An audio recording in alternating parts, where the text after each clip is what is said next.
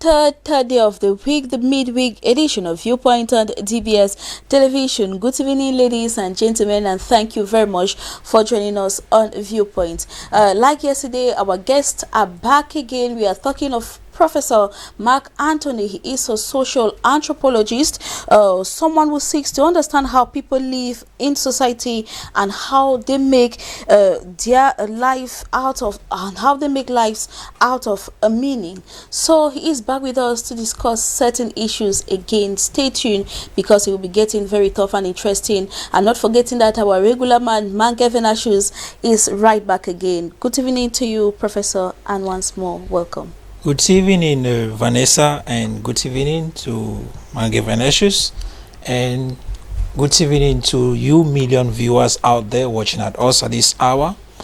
It is my pleasure to be on this platform again and to discuss issues that actually concern our society and the world at large.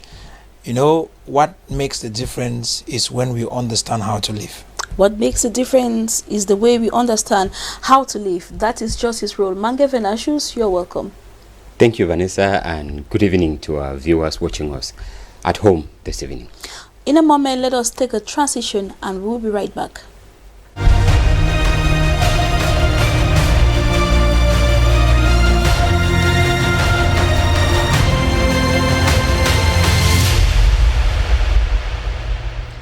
Once more, welcome on Viewpoint. Let us enter right away into our questions of discussions for today.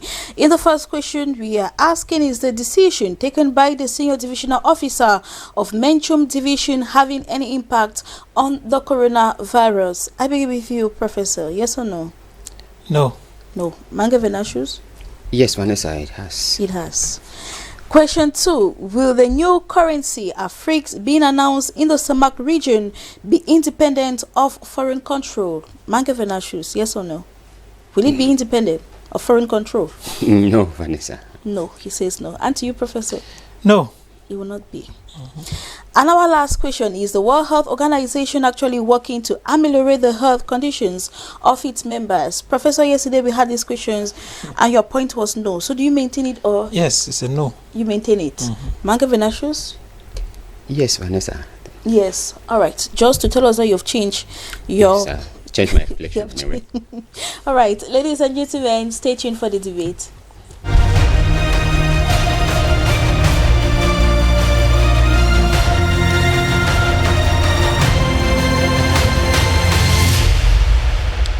Welcome back again once more with our able guest on the show. In the first question, the decision taken by the Senior Divisional Officer of Menchum, we are asking whether it's going to have any impact on the coronavirus. And Professor, you say no, it's not going to have any impact. How is it not going to have any impact when it has caused the villagers to be very angry and saying, but why does the SDO take such decisions? In relation to your question, from what I understood, is the decision taken by the STO in Menchum Division having any impact on COVID-19? Yes. If you say it's on COVID-19, I would say it has no, there's no impact. But if you say on the citizens of Menchum, I would say yes, it's going to have a negative impact. Why do I say on COVID-19? The issue is these people have been living in a particular way where they bring their dead from wheresoever they are to come and bury. That is an age-old tradition that is maintained in almost every nation in Africa. Or let me put it, Africans actually believe that the dead enter into the next world, so you don't clown with their bodies. And as a result of the African culture and traditions, precisely African spirituality, we commune with the ancestors. So where you put their bodies matter a lot. That if the STO says that their body should not be brought to the village, the people will face it difficult. Why? Because it will create a negative impact and the people might riot. But if you ask me if it's going to affect the COVID-19, COVID-19 is a virus. And certainly doctors, I just was coming and I saw a military convoy. They are carrying a corpse of an infected person because I saw Like I saw doctors in one hillocks also with the cops. So if they can transport that one, is it also a difficult thing to transport others? Does it mean that laws are made to favor some particular individuals in this country, or are we doing it because we feel like we have been given right to rule over people? I believe true leadership is when you walk with the people, not when you walk against the people. What the deal of Menchum is doing can never. Let me be precise. If it comes to COVID-19, if the people are going to be infected, they will be infected in any way. It is not the corpses that is going to actually infect the people. So stopping it will not change anything. No, stopping it will certainly avoid gathering. It will not. It will never change it, because as long as the people, let me tell you something. As long as people are sitting and you tell them not to do what they have been doing, which to them is a customary law, they will surely break your law, because your law is an arrêt, as they call it in French. They will break the law and face the law. That is no law in the first place. It is what? Against the law of the land. And so as a result of that, those people will still bring in those corpses. So he will create there will be no difference. His words are useless. The only issue is he fails to understand what leadership is actually all about, because he's supposed to work with the people in order to pass that particular. If you wanted to solve that issue, you just meet them, talk with them, use one among them to pass that same they would have understood. When you come and you write something, you sit in your big office and you just declare to them, they'll react. There will be a revolt. And they reacted indeed. Mange Venashus, your point on this, you rather think that the decision is a good one and it has an impact on coronavirus? Good one on the condition that it has an impact actually on the spread of COVID-19.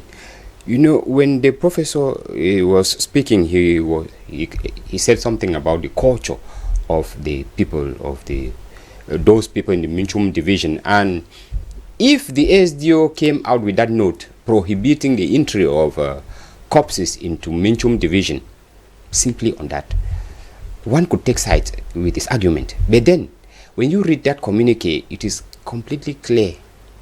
The Northwest region is bordering one of the highest heat region in the country now. Every other person is struggling to, adapt to ways of, curbing the spread of coronavirus. We have been introduced the use of face mask. We have introduced the use of 1 meter distancing. We've introduced the use of not greeting, shaking hands, not embracing.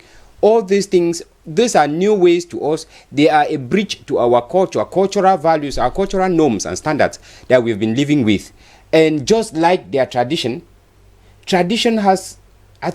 is for the people, and I don't think there will be no tradition that will lead to that will endanger the lives of people, because we want to respect tradition. I think the SDO was clear in that point when he says we should stop bringing corpses into Menchum division. We understand that our culture, like the professor says, when somebody dies, we in Africa, we believe that that is when we give the person the last respect. And giving that last respect calls for, we gather, we cannot respect social distancing, and the use of face mask is first of all a problem.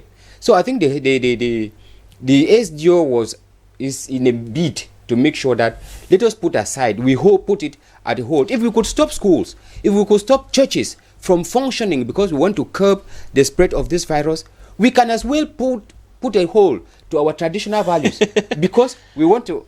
You are making me to laugh because the African man, we are not in Europe, we are in Africa. I understand, Prof. As an African man, we have a culture that we believe is our religion. And we hold on to it. It is our belief. If somebody takes it from us, the person has taken us. Mm-hmm. Our ancestors are part of us. I was answering a question to somebody one day who said, the Christians have come and said that ancestral worship is bad. But they do ancestral worship. When somebody dies and they canonize him and they call him a saint, what's that? Is it not ancestral worship? So when they worship ancestors, they refuse don't Africans from worshiping ancestors. I don't think they worship saints. And secondly, African spirituality does not mean that Africans worship ancestors. Okay. They consult ancestors the same way the Roman Catholics do and the Orthodox they do. So when you struggle to, the funny thing is that we have become so westernized and Europeanized that we have failed to understand the base of our personality. And that is where, as an African man, I have a problem. Okay, that is true, Prof. We are not denying the fact So that... to solve the problem of COVID-19, it is not stopping death from coming. The measures that the government has given, why didn't the president say deaths should disappear? In fact, when you die, immediately they bury you there. Why didn't he say death should not enter regions? Why is it that some of these DOs, they fail to understand what leadership is all about? That's where I have a problem. It does not mean that he's not struggle to stop COVID-19 from spreading is not imposing terrible laws like that. It's contrary to. You finish your point? Yes, actually, my point was that, I will hold to the fact that our tradition is what defines us, is what holds our essence as Africans. But then, that essence, we may end up respecting our traditions to fall into the abyss of COVID-19. So, the DO did not say that he has abolished the entry of corpses into Menchum division, but he is trying to let us know that for the time being, while we are fighting COVID-19, we should hold that, and burials should be restricted to practically close family members so as to reduce the crowd. I think that's what I read from it. That debate is very long because how long will the family keep the corpse? Are the means or the resources available for that? Anyway, we still need to go into the study of that document. To get the real facts. So we'll take our second question for tonight. We are asking whether the new currency Afrique being announced in the CEMAC region be independent from foreign control. Professor, it is of recent that the information came in that we might be switching from the franc CFA to Afrique's currency, and we are doubting, we are asking the question, from your point of view, will it be free from foreign rule? The same game that was played concerning the ECO in the ECOWAS, when it was announced, what happened is that at the end of the day, we saw the president of France taking central stage and struggling to impose himself on it. Maybe he failed to understood when it came to the ECO. There were English-speaking nations there. Let me use the word English-speaking, Anglophone-speaking nations there. And those nations actually would not accept certain things. But when it comes to Central Africa, they are practically run by France. And it is just going to be a change of name, but not a change of policies. I wish that our leaders can actually rise up and outdo that same colonial pact that was signed in order for the franc CFA to be instituted as a currency that should be used in the CEMAC zone of Africa, I beg your pardon. If that is not done, if that pact is not done, and then these CEMAC nations decide to say, okay, now we want to decide where we print our money, where our central bank will be. If they are supposed to still do it the same way the franc CFA is done, where they print it in France, it is converted to the French franc, which does not exist, then exchange with the how they call it again, euro, then we will practically be entering into the same prison. And so I believe that in relation to this particular issue, if the CEMAC leaders actually wants to help and remove the hand of foreign influence, we'll say the foreign influence from over this, then that pact should be destroyed. It is true that it has expired. It has expired, but if nothing is done, it will still be maintained, even without something written. So I believe that if we have to step out of this thing, and that's where Africa has remained in chains for long. I don't see why CEMAC should have Afrique. ECOWAS should have ECO. then no, if there is a possibility, let us have one currency in the whole of Africa.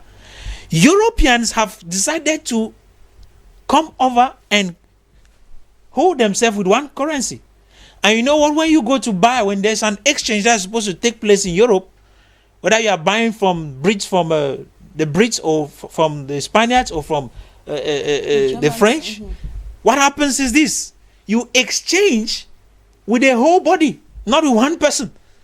So if Africa is wise enough and wants to actually take the central stage in decision making, then they should stand as one body and have one currency. And it is that one currency that will make the difference. All right, thank you for your point.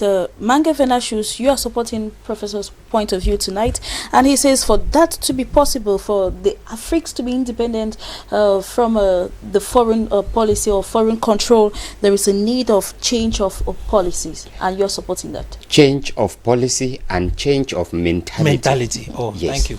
When African leaders would understand that they are leading a people, when African leaders will understand that they are leading an independent, or that they are leading independent nations, when the meaning of independence would make meaning, will have meaning in our African context, we can talk of a free currency. That's in this CEMAC zone. But in as much as this zone, we are talking about the CEMAC zone in particular, is an extent, is France, an extension of French territory in Africa.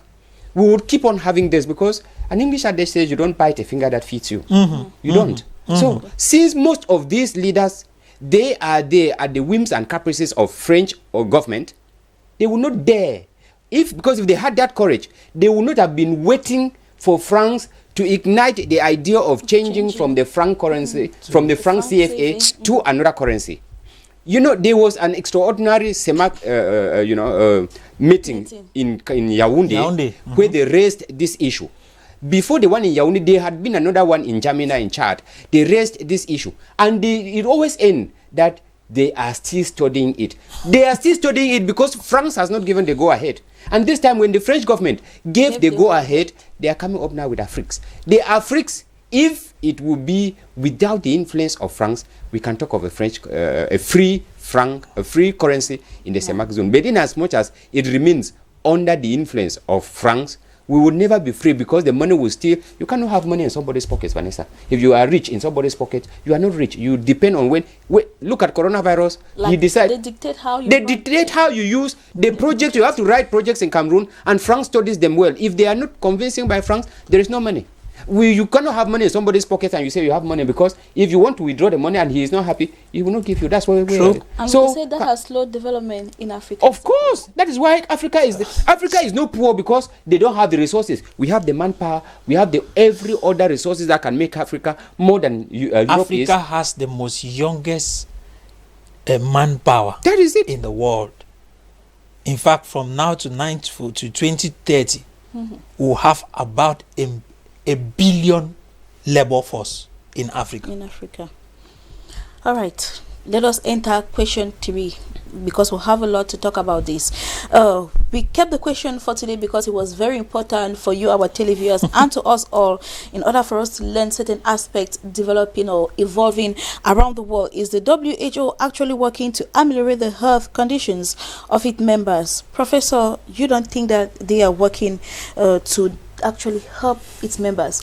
We are asking the question in relation to a Tanzanian newspaper that titled that Madagascar has actually sidelined itself from the WHO as a result of the fact that it tried to bribe them with the sum of about $20 million in order to poison. All right, thank you very much, our producer. That is the image on our screen. It tried to bribe Madagascar to poison their COVID-19. Jesus Christ.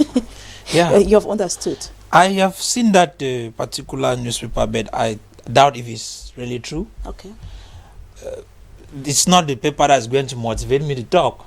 One thing I'll tell you is this. The first thing, the World Health Organization is not a nation, and it has no citizens. It is an organization. Who chooses to be part of it is their decision. And that organization works for the interests of those who sponsor it. So it does not work for the interests of citizens of the world. It works for the interests of those who sponsor it. The sponsorship of World Health Organization actually depends on European pharmaceutical industries and American pharmaceutical industries. Those are the people that actually pay and sponsor this World Health Organization. You see, Bill Gates stands as one of the most influential sponsors of World Health Organization. Bill Gates is not a doctor, like if French people say medicine. He's not a doctor, but he makes drugs. Question. Where are those drugs tested? They come up to Africa and they impose issues on Africans. If World Health Organization was working for the good of the world citizens and precisely us Africans, because I'm an African, I'm talking on benefits of my continent. If in case they were working for our good, let's look at it. When malaria, which has always been, even in the Americans and other places, was discovered in Africa, they made their quinine and brought to Africa. I want to ask this question.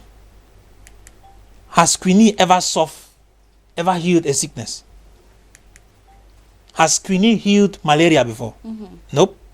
It had never happened. And if it had never happened, then it means that it is not a drug that can heal a sickness. Do you know what? Most of these drugs that World Health Organization push to Africa have dangerous side effects. For example, the quinine we are talking about. There are times you drink quinine, it itches your body. It has dangerous side effects. It swells the body. But those are drugs that they tested. But you know what? The African man has herbs that can solve his problem. And most of their drugs that they say they are producing, they say they isolate and extract the healing components that are found in those same herbs. We don't need that. As an African man, I don't need that to be healthy. My parents, my great-grandparents lived for long. My grandmom died at the age of 118. Was she drinking all that? No. She was living on natural herbs around her. I learned how to deal with malaria from them. So I don't need anybody to come and tell me how to handle this thing. So when Madagascar came up with their drug, the World Health Organization wants to show that it is the boss of health. It's not the boss of health over any nation. USA has withdrawn out of it. With USA, that is one of the main sponsors, have withdrawn. That's to make you understand that body has failed. And so it is not working for the good of any citizen anywhere. It's working to enrich some individuals. Those guys who are backing the pharmaceutical industry, they are the ones that World Health Organization is working to enrich. And so you will not in any way convince me to believe that they are working for the betterment of precisely Africans. Africans will never enjoy anything coming from there. Just look at it. Let's come back to Cameroon the other day. We are suffering from COVID-19 and we need medical kits to be able to solve the issue. They come and bring us Prado cars. Is that a new treatment? How can Prado help a sick person? Somebody who has been infected. How will we know through Prado that somebody has been infected? That's to tell you their interest is to corrupt us. It's not to help us. Why? Because when they corrupt you, you are eager for money. When Cleda comes up with a drug, you will not accept it. And once you don't accept it, they are happy because they know they are going to soon send vaccines that will come and kill many of us and sterilize us with the intention of depopulating Africa, depopulating the black continent.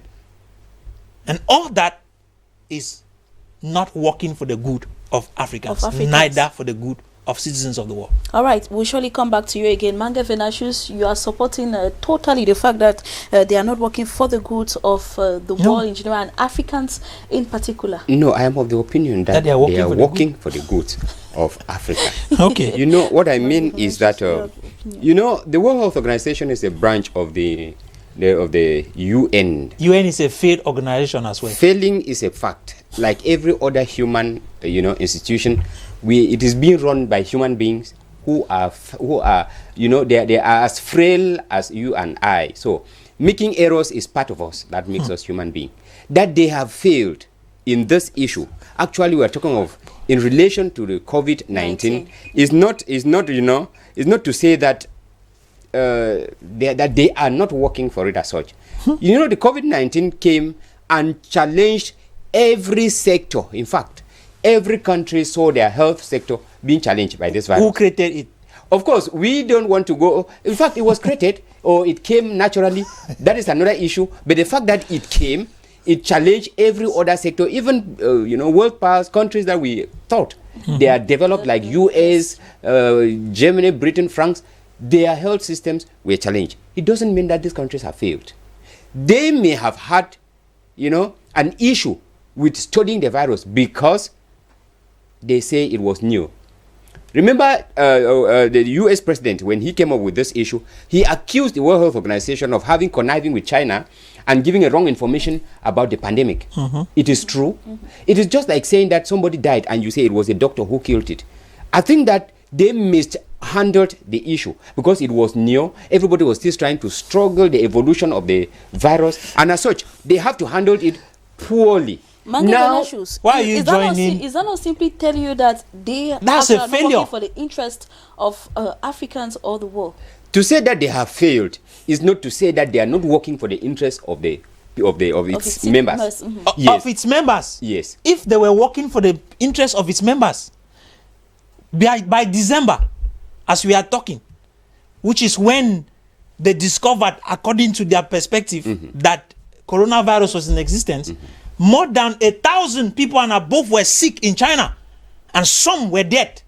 And China knew, and the World Health Organization had known. But when they came, what was the deception? They said, no, it is not transferred from human to human. That was a lie, which was well noted.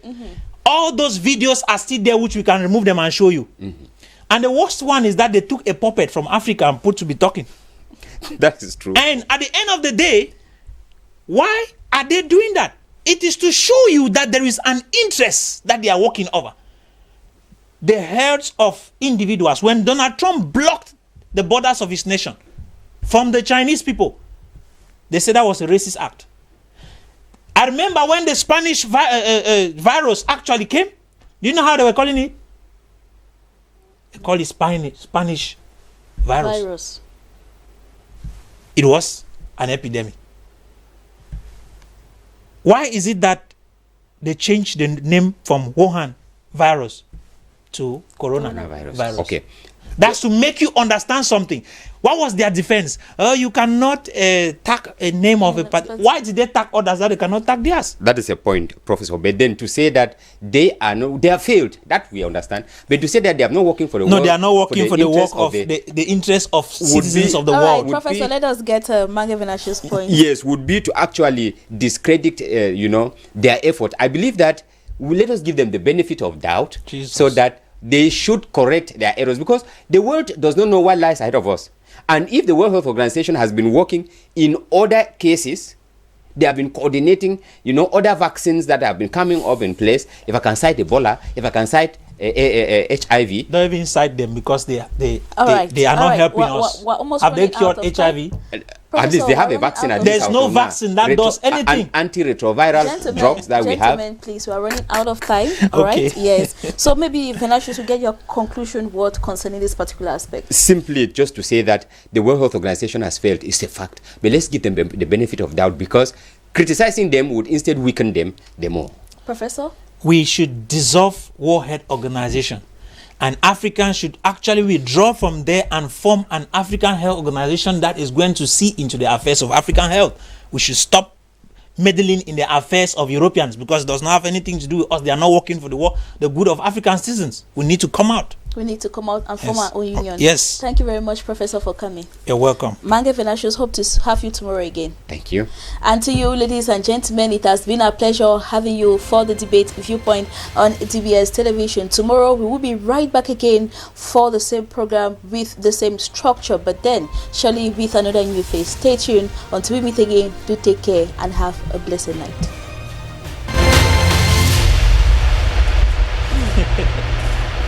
So you just want to have